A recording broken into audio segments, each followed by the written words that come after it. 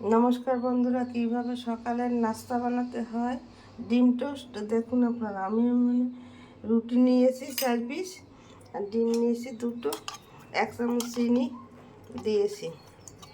এখন এটাকে গলিয়ে নিতে হবে।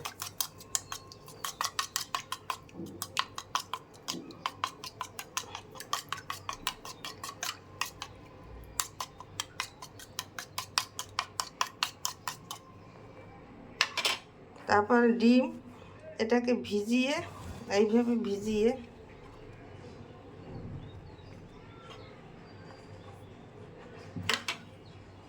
আমি ফ্রাই প্যান দিয়ে দিয়েছি।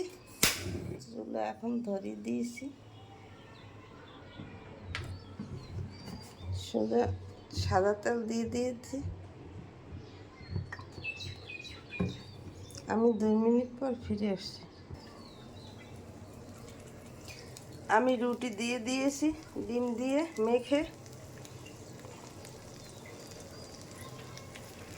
এখন আমি ফিরিয়ে দিলাম।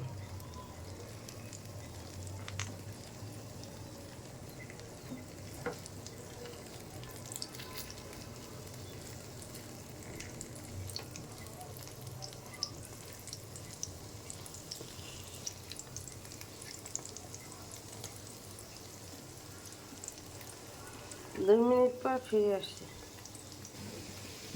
2 মিনিট পর ফিরে আসছি। আমার ডিম টোস্ট ভাজা হয়ে গেছে। এইভাবে আপনারা ঘরে ডিম টোস্ট তৈরি করে খেতে পারেন। খেতে অনেক সুস্বাদু লাগবে।